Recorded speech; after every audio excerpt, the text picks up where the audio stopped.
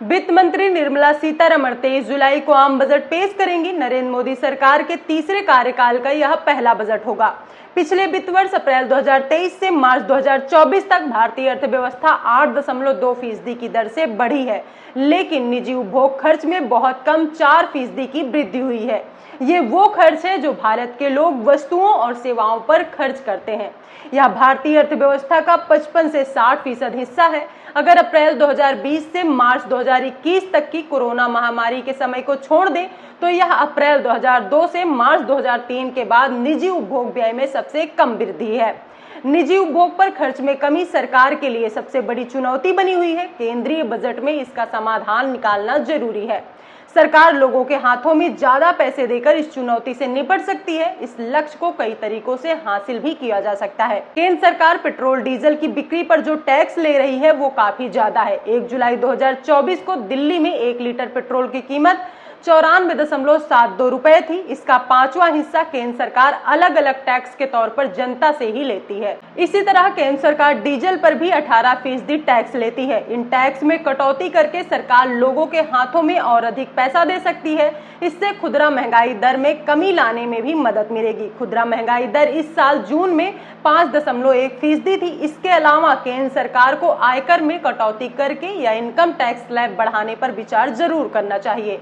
अगर लोग औसतन कम इनकम टैक्स जमा करेंगे तो वो ज्यादा खर्च कर सकेंगे। वित्त वर्ष 2021-22 के आंकड़ों के अनुसार अप्रैल 2021 से मार्च 2022 तक 6.85 करोड़ लोगों ने इनकम टैक्स रिटर्न फाइल किया था। इसमें से 4.2 करोड़ लोगों ने सिर्फ रिटर्न फाइल किया था और कोई टैक्स नहीं दिया था। वहीं 2 करोड़ लोगों ने 1.5 लाख रुपए तक इनकम टैक्स दिया है। हालांकि करीब 62 लाख लोगों ने 1.5 लाख रुपए से ज्यादा टैक्स दिया है। यह संख्या काफी कम है। इसलिए इनकम टैक्स में कटौती के खिलाफ यह तर्क दिया जाता है कि इससे उपभोग को बढ़ाने में कोई खास मदद नहीं मिलेगी, जबकि सच है कि यहाँ भी कुछ बारीकियां हैं। सबसे पहले भारत में आमतौर पर एक घर में केवल एक व्यक्ति कमाता है। औसतन एक भारतीय घर में 5 व्यक्ति होते हैं। इसलिए अगर आयकर में कटौती होती है तो न केवल इनकम टैक्स देने वालों के खर्च करने की शक्ति बढ़ेगी, बल्कि उनके परिवार कुल मिलाकर अधिक खर्च करने में सक्षम होंगे। यह संख्या करीब 62 लाख लोगों की तुलना में काफी अधिक है जो 1.5 लाख रुपए से अधिक इनकम टैक्स देते हैं। दूसरा, आबादी का वह हिस्सा जो इनकम टैक्स देता है वह वास्तव में अधिक खर्च करने के लिए सबसे बेहतर स्थिति में है। यह देखते हुए कि एक व्यक्ति का खर्च दूसरे व्यक्ति के लिए आमदनी है, उन्हें अधिक खर्च करने के लिए प्रोत्साहित किया जाना चाहिए।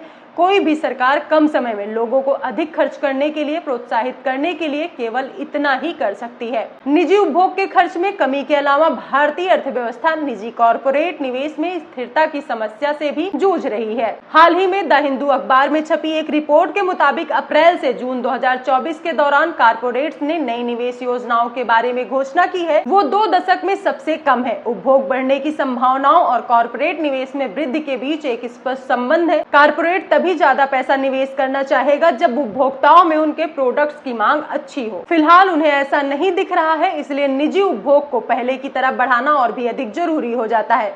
यह सच्चाई है कि अपने सार्वजनिक भाषणों में कॉर्पोरेट मालिक भारतीय अर्थव्यवस्था की संभावनाओं के बारे में बात करते रहते हैं, लेकिन वह अपना पैसा निवेश नहीं करते हैं। यह हम भारतीय युवाओं के लिए पर्याप्त नौकरियों की कमी की ओर ले जाती है, जो तीसरी बड़ी समस्या है। आइए अब ये भी जान लेते हैं कि बीते 5 साल में कितनी नौकरियां मिली।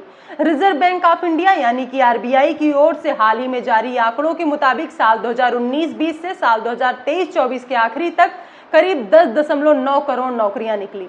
Centre for monitoring Indian economy के अनुसार साल 2023-24 में लेबर फोर्स पार्टिसिपेशन रेट यानी कि LFPR 40.4% रही, जो उससे पहले साल 2022-23 में 39.4% से बेहतर है। लेकिन यही दर साल 2016-17 के 46.2% थी। LFPR कुल आबादी में 15 साल की उम्र से अधिक लेबर फोर्स यानी कि बल श्रम में वो तमाम लोग आते हैं जो कहीं काम कर रहे हैं या फिर बेरोजगार हैं। इसमें वो लोग भी आते हैं जो काम करना चाहते हैं और रोजगार की तलाश में हैं। आसान शब्दों में कहें तो कई लोग जिन्हें नौकरियां नहीं मिलती हैं वो नौकरियां ढूंढना ही छोड़ देते हैं। यह भी याद रखने की जरूरत है कि साल 2023-24 में जनसंख्या साल 2016-17 से कहीं ज्यादा है। इसका मतलब यह है कि वर्क फोर्स से बाहर होने वाले लोगों की कुल संख्या बढ़ी है। दूसरी तरफ रिजर्व बैंक ऑफ इंडिया यानी कि आरबीआई की ओर से हाल ही में जारी आंकड़ों के मुताबिक साल 2019-20 से साल 2023-24 के आखिरी तक करीब 10.9 करोड़ नौकरियां निकली। आरबीआई के डेटा के अनुसार 4.3 करोड़ नौकरियां महामारी के दौरान साल 2020-21 और 21-22 के बीच पैदा हुई हैं। लेकिन ये आंकड़े असल में हकीकत से काफी दूर हैं। अजीम प्रेमजी विश्वविद्यालय के सेंटर फॉर सस्टेनेबल एम्प्लॉयमेंट के प्रमुख अमित बसोल ने बिजनेस स्टैंडर्ड को बताया, मैं उन्हें नौकरियां नहीं कहूंगा, वे लोग नौकरी नहीं मिलने की वजह से कृषि और गैर कृषि सेक्टर में खुद काम कर रहे हैं। यह हमें फिर से निजी उपभोग वृद्धि में आई कमी के मुद्दे पर वापस लाता है। कम समय में जब तक निजी उपभोग की वृद्धि नहीं होगी, निजी निवेश नहीं बढ़ेगा। इसका मतलब है कि वर्कफोर्स में आने वाले युवाओं के लिए पर्याप्त नौकरी पैदा नहीं होंगी।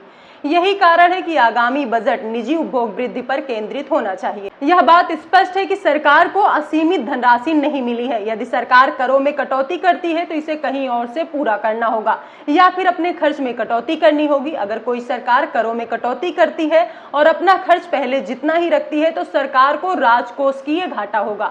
मतलब सरकार जो कमा रही है और जो खर्च कर रही है, दोनों के बीच का अंतर बढ़ जाएगा।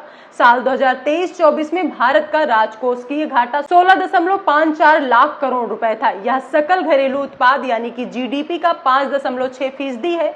यह आंकड़ा काफी ज्यादा है और इसे लगातार कम करने की जरूरत है। यदि सरकार उपभोग वृद्धि को बढ़ाने के लिए करों में कटौती करती है तो यह सरकार के लिए काफी चुनौतीपूर्ण हो जाएगा। बहरहाल सरकार के लिए अच्छी बात यह है कि आरबीआई ने साल 2022-23 में लगभग 87,000 करोड़ रुपए की तुलना में साल 2023-24 में 2.1 लाख करोड़ रुपए का लाभांश दिया है। इसके अलावा सरकारी स्वामित्व वाली सार्वजनिक क्षेत्र की कंपनियों की ओर से दिया जाने वाला लाभांश भी आशाजनक दिख रहा है। इन जरियों से आने वाले धन से सरकार को कुछ राहत मिलनी चाहिए और उसे करों में कटौती करने में मदद मिलेगी। तो इस वीडियो से आपको कितनी जानकारी मिली है कमेंट सेक्शन में जरूर बताइएगा और मिलती रहूंगी ऐसी ही नॉलेजेबल वीडियो के साथ। तब तक के लिए बाय बाय।